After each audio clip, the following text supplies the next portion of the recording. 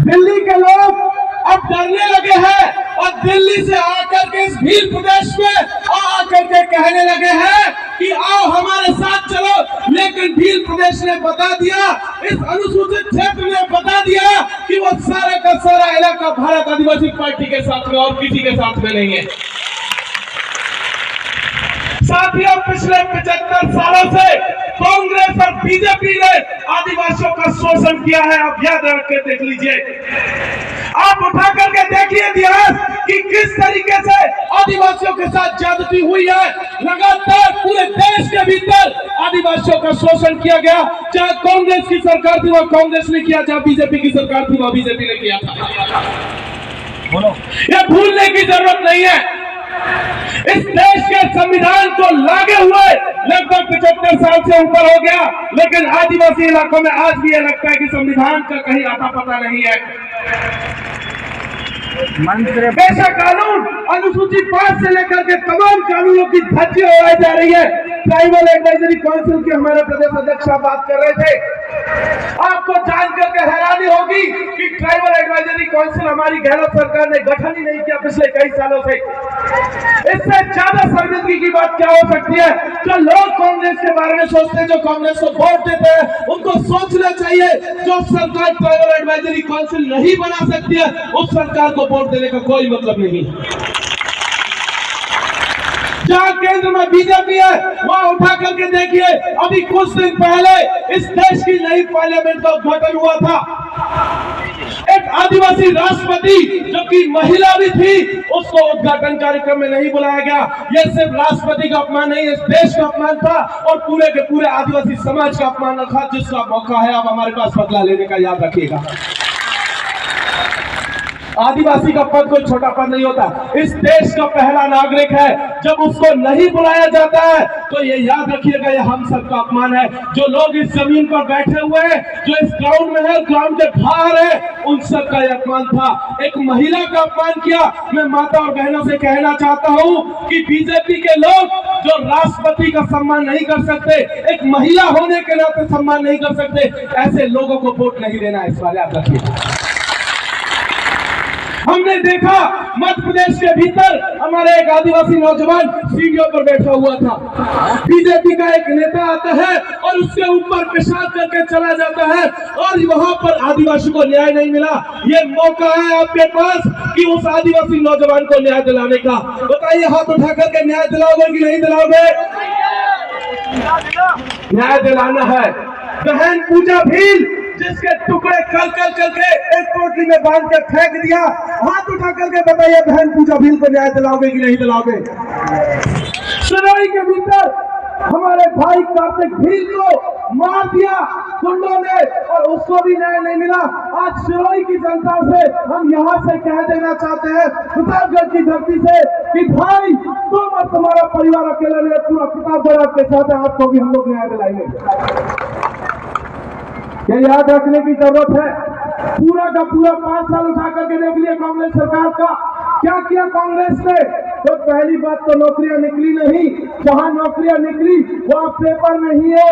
Paper जहां हो गया वहां पेपर आउट हो गया, और पेपर आउट कहीं नहीं हुआ तो वो वैकेंसी जाके जो है कोर्ट में फंस गई। आज याद रखने की जरूरत है मेरे नौजवान साथियों, याद रखिए आपके साथ, आपके भविष्य के साथ कांग्रेस सरकार ने खिलवाड़ किया है। ऐसी कांग्रेस को भी हमें वोट देने की जरूरत नहीं है, ये याद रखना है। एक और चीज याद रखने की जरूरत है, काकरी डूंगरी के भीतर आज से 3 साल पहले हमारे कुछ नौजवान साथी 1167 पदों की भर्ती के लिए आंदोलन करने गए थे कि नहीं गए थे? क्या मांगा था उन्होंने? क्या मुख्यमंत्री बनना चाहता था क्या उनमें से कोई? नहीं बनना चाह रहा था ना। किसी ने कहा था कि हमको प्रधानमंत्री बनाइए? नहीं कहा ना। क्या मांगा?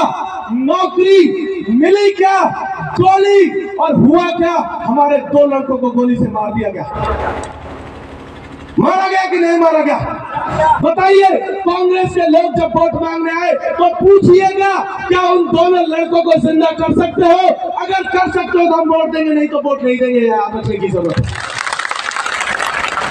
इस बात का भी खुलासा होना चाहिए कि वहां पर किस स्थिति में पुलिस ने गोली चलाई, पुलिस को आदेश किसने दिया, कौन ने कांग्रेस का जिसने ये आदेश दिया, हमको बिल्कुल नहीं भूलना चाहिए। उसी काकरी डूंगरी के भीतर 7,000 नौजवानों के ऊपर आज की तारीख में FIR है। आप बताइए, जिस नौजवान के ऊपर FIR है, क्या उसको नौकरी मिल सकती है कि नहीं मिल सकती? नहीं मिल सकती है। याद रख लीजिए, जिसके ऊपर FIR है, एक बार चालान हुआ, उसके बाद याद रखिएगा उसको नौकरी नहीं मिलेगी। मतलब 7,000 नौजवानों का भविष्य कांग्रेस पार्टी ने खतरे में डाल दिया, उनके भविष्य को अंधकार में डाल दिया। और सिर्फ वो 7,000 नौजवान नहीं है, उनके पीछे उनका परिवार भी है। मतलब 7,000 परिवार, और एक परिवार में 5 व्यक्ति भी मान लो तो कितने लोग हो गए भाई? कम से कम 35,000 लोग। अकेली एक FIR ने 35,000 लोगों का भविष्य खतरे में डाल दिया। और जिन लोगों ने हमारे भविष्य को खतरे में डाला, ऐसे लोगों को वोट देने की कतई जरूरत नहीं है भाइयों। आप उठा करके देख लीजिए, बीजेपी की सरकार यहाँ पर पिछले 35 साल से, पिछला टर्म छोड़ दे तो 35 साल बीजेपी का राज रहा है ना भाई। बीजेपी की सरकार रही ना, बीजेपी की सरकार भी रही, बीजेपी का विधायक भी रहा। तो बताए, जो बीजेपी के प्रत्याशी हैं, वो उनसे पूछा जाए कि वो बताए कि उनके पिताजी ने इस प्रतापगढ़ की उन्नति के लिए क्या किया था, प्रतापगढ़ के विकास के लिए क्या किया अब तक। उनसे पूछा जाना चाहिए कि इन पूरे के पूरे राज्य के भीतर प्रतापगढ़ की स्थिति शिक्षा के मामले में 33वें नंबर पर क्यों है, जबकि पूरे राज्य के भीतर 33 जिले हैं, सबसे अंतिम स्थिति में प्रतापगढ़ है। पूछा जाना चाहिए नंदलाल जी से और हेमंत से कि बताओ हमारी स्थिति आज की तारीख में ऐसी क्यों है। पूछा जाना चाहिए, नहीं पूछा जाना चाहिए? एकदम पूछा जाना चाहिए। अभी कुछ दिनों पहले भर्तियां निकली थी, पुलिस की भर्तियां निकली थी, DSP इलाकों में अलग से वैकेंसी थी। प्रतापगढ़ के लिए कितनी नौकरियों का वैकेंसी आया था बताओ, जरा हाथ खड़ा करके बताओ। कोई नहीं आया। पूछा जाना चाहिए रामलाल जी से कि बताओ प्रतापगढ़ के नौजवानों को पुलिस में भर्ती होने से तुमने क्यों रोका? क्यों तुम हमारा आरक्षण खा गए? क्यों तुम हमारी नौकरियां खा गए? क्यों तुम हमारा भविष्य खा गए? अभी हमारे साथी बता रहे थे कि 5 साल में पूरे प्रतापगढ़ जिले में एक आदमी का बहुत विकास हुआ, सिर्फ एक व्यक्ति, वो है हमारे माननीय विधायक रामलाल जी का बहुत विकास हुआ है। बोले कि उनका घर कोठी में बदल गया, और कोठी भी बनाई तो राजा महाराजाओं जैसी। पता चला कि 45 लाख की तो लाइटें लगा दी। 45 लाख। अब एक बात बताइए, इस देश में राजा महाराजाओं को खत्म हुए 75 साल हो गए, और वो प्रतापगढ़ जैसे राज्य में जहां इतनी खराब स्थिति है, सड़कें नहीं है, पानी की व्यवस्था नहीं है, वहां पर वो कोठियों में रह रहे हैं। अब बताओ, जो कोठियों में रहेगा उसको आपका दर्द क्या पता, वो आपका क्या भला करेगा। जमीन में भी पता चला तो हजारों बीघा जमीन उन्होंने अपने हिस्से में ले ली। एक बात बताइए, विधायक जो है जनता का सेवक होता है, जनता का नौकर होता है, उसकी तनख्वाह भी मेरे से कम है, उसकी तनख्वाह मेरे से कम है, लेकिन इतनी बड़ी कोठी का पैसा कहां से है, जरा पूछिए उनसे।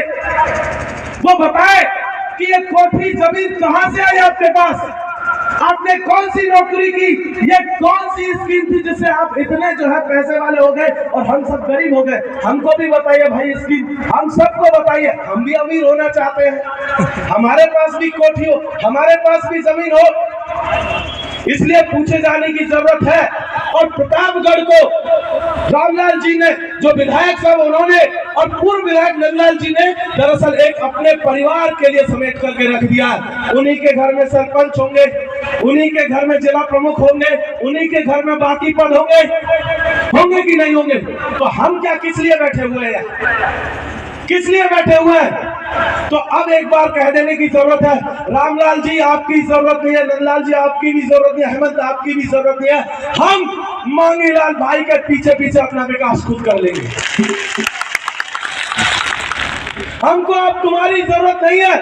और उनके पिताजी को प्रणाम, उनके बारे में कुछ नहीं कहना, उन्होंने बहुत विकास कर लिया। उनका विकास मुझे नहीं लगता इस प्रतापगढ़ की जनता को बताने की जरूरत है, उसको यहीं से प्रणाम।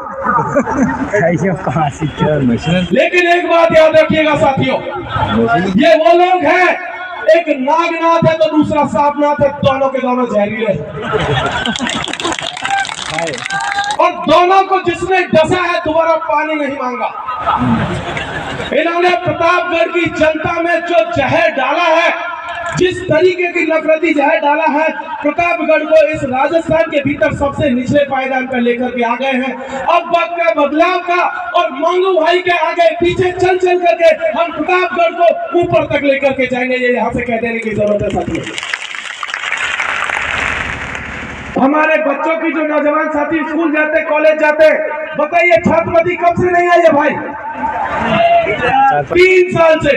कौन खाया छात्रवृत्ति का पैसा? रामलाल जी, रामलाल जी विधायक तो यही थे। छात्रवृत्ति का पैसा कहाँ गया? तो रामलाल जी की कोठी में चला गया। कहने में कोई गुरेज नहीं है, रामलाल जी ने कोई नौकरी नहीं की, कोई बिजनेस नहीं किया, तो छात्रवृत्ति का पैसा कहाँ गया? रामलाल जी की कोठी में चला गया। बुजुर्गों की पेंशन कहाँ गई? पिछले 5-6 महीने से बुजुर्गों की पेंशन नहीं आई है, वो भी रामलाल जी के घर में लाइट लगवाने में चली गई।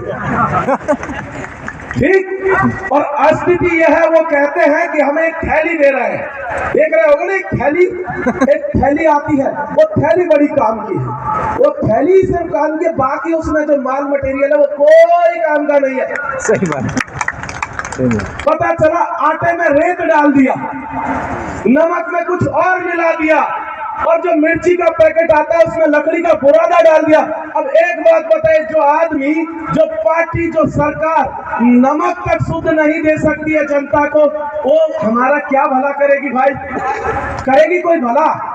अरे जो लोग नमक में दलाली कर गए, जो आटे में मिलावट कर गए, जो मिर्चा के पैकेट में दलाली कर गए, उनसे हमें कोई उम्मीद नहीं रखनी चाहिए, यहाँ से कह देने की जरूरत है। इस बार हमारे पास मौका है बदलाव का, और बदलाव करेंगे तो ये यकीन मानिए, प्रतापगढ़ जो आज की तारीख में सबसे नीचे है राजस्थान में, आने वाले दिनों में सबसे ऊपर मिलेगा। और वो होगा मांगू लाल जी के साथ में चलने से, मांगू दादा के साथ में चलने से, हॉकी के बटन पर वोट देने से होगा, नहीं तो नहीं होगा, बैठने से भी नहीं होगा खाली। इस बार हमको करके दिखाना है और ये बताना होगा कांग्रेस और बीजेपी के लोगों को कि बहुत हुआ। इस बार हॉकी इतनी जोर से घुमाइए कि ये जो डॉट है ना, गेंद कान के नीचे से सर से निकल जाए। इतनी जोर से हॉकी घुमाइए कि पता ना लगे कांग्रेस बीजेपी के लोगों को कि ये क्या था। एकदम तूफान की तरह घुमाइए और सीधे जयपुर में जाकर के अपनी बॉल जो है पड़नी चाहिए इस बार, क्योंकि बहुत इन्होंने हमारा जो है शोषण किया है, बहुत शोषण किया है। ये वक्त है उस सारे के सारे शोषण का बदला लेने का, ये याद रखने की जरूरत है। इस विधानसभा में हमारे तमाम भाई याद रखिए कि हमारे जितने भी बाकी समाज के लोग हैं, प्रतापगढ़ नहीं पूरे भील प्रदेश के लोगों से हम कह देना चाहते हैं, जिन साथियों के साथ हम वर्षों से रहते आ रहे, सदियों से रहते आ रहे, उन सबको यहाँ से बता देना चाहते हैं कि हम आपके साथ हैं। आपकी तरफ कोई आंख उठा करके देखेगा तो ये हॉकी उसका इलाज करेगी। चाहे दलित तबके के लोग हो, चाहे पिछड़े तबके के लोग हो, चाहे अल्पसंख्यक तबके के लोग हो, चाहे जिस भी गरीब तबके के लोग हो, अगर किसी ने कांग्रेस बीजेपी या कोई आए, ये हॉकी उसका इलाज है हमारे पास। हम उनके साथ कोई खिलवाड़ नहीं होने देंगे, ये यहाँ से कह देने की जरूरत है। हमें बिल्कुल नहीं भूलना चाहिए कि हमारे अल्पसंख्यक तबके के भाई इंद्र मेघवाल को बिल्कुल नहीं भूलना चाहिए कि एक दलित बच्चे को पानी पीने पर जो है मार दिया गया, एक मटकी छूने पर मार दिया गया। हमें बिल्कुल नहीं बोलना चाहिए कि अखलाक की मॉब लिंचिंग बीजेपी के दौर में हुई, वरना बीजेपी ने न्याय दिया, कांग्रेस ने न्याय दिया, किसी ने न्याय नहीं दिया। नासिर और जुनैद की हत्या हुई, किसी ने न्याय नहीं दिया। ये वक्त हमें हर एक चीज का बदला लेने का है, चाहे माइनॉरिटी के साथ कोई ज्यादती हो, चाहे दलितों के साथ कोई मसला हो, चाहे पिछड़ों के साथ में कोई मसला हो, और चाहे आदिवासियों के साथ में मसला हो, यहाँ से कह देने की जरूरत है, भारत आदिवासी पार्टी इस देश के तमाम गरीबों की, शोषितों की, पीड़ितों की, आदिवासियों की, दलितों की, पिछड़ों की, सबकी पार्टी है। हम कांग्रेस और बीजेपी की तरह भेदभाव नहीं करते, हम सबको साथ में लेके चलने वाले लोग हैं। और इसीलिए मैं आपको बता दूं, पिछले 1 महीने से हम पूरे राजस्थान का चक्कर काट रहे हैं, पूरे राजस्थान में, और जहां भी जाओगे तो पता चलेगा तमाम तबके के लोग जिनको भी बीजेपी और कांग्रेस के लोगों ने सताया हुआ है, वो सब के सब भारत आदिवासी पार्टी के साथ में, हमारे साथ में है, और हॉकी और जो है डॉट के साथ में। ये याद रखने की जरूरत है साथी। मैं एक आखिरी बात कह करके खत्म करना चाहता हूं, एक छोटा सा कहानी। एक बार एक जंगल में आग लगी, तमाम जीव जंतु भागने लगे, लेकिन एक छोटी सी चिड़िया थी जो एक बार जंगल से नदी के किनारे जाती, अपनी चोंच में पानी भरती और उस आग के ऊपर डाल रही थी। कुछ जानवर उसके ऊपर हंसने लगे, कहने लगेगी कि तुम्हारे इस चोंच में पानी लाने से क्या जंगल की आग बुझ जाएगी? चिड़िया ने एक बात कही थी, उन्होंने कहा कि मैं जानती हूँ कि मेरे इतने से पानी लाने से आग नहीं बुझेगी, लेकिन जिस दिन जंगल का इतिहास लिखा जाएगा, मेरा नाम इस आग को बुझाने वालों में शामिल होगा और तुम्हारा नाम भगोड़ों में शामिल होगा। आज यही प्रतापगढ़ की जनता को बताना है कि मांगू भाई वो चिड़िया है जो इस प्रतापगढ़ का विकास करेगी, इस प्रतापगढ़ को ऊंचाई तक लेकर के जाएगी, इस प्रतापगढ़ को तरक्की तक लेकर के जाएगी। कांग्रेस बीजेपी के लोग आग लगाने वाले लोग, ये याद रखने की जरूरत है। एक और छोटी सी कहानी कहकर के बात को खत्म करूंगा। एक बार एक गांव में कुछ चोर आए, और चोर आए तो एक घर से एक भैंस को पकड़ के ले गए। भैंस के गले में एक घंटी बंधी हुई थी। चोरों के एक ग्रुप ने क्या किया, वो घंटी भैंस के गले से खोली और एक दिशा में चले गए और भैंस को लेकर के दूसरी दिशा में चले गए। गांव वालों को जब पता चला तो गांव वाले जो इस घंटी के पीछे पीछे दूसरी तरफ भागे, और वहां जाकर के पता चला कि एक घंटी उसके हाथ में आई और भैंस को दूसरी तरफ चोर लेकर के चले गए। कांग्रेस और बीजेपी के लोग उसी घंटी की तरह इस देश को एक दिशा में लेकर के जा रहे, और हमारे जल जंगल जमीन को दूसरी तरफ में धकेल दिया गया। इसलिए अब हम लोगों को अपने जल जंगल और जमीन को बचाना है, अपनी शिक्षा और स्वास्थ्य को बचाना है। अच्छा स्वास्थ्य होगा तो हम सब लोगों की तरक्की होगी, अच्छी शिक्षा होगी, अच्छी नौकरी मिलेगी, तो डूंगरपुर का भी विकास होगा, प्रतापगढ़ का भी विकास होगा, पूरे राजस्थान का विकास होगा। यही कहकर मैं अपनी बात को समाप्त करता हूँ। बहुत बहुत शुक्रिया। जय भीम, धूल जोहार, जय मंडल, जय संविधान।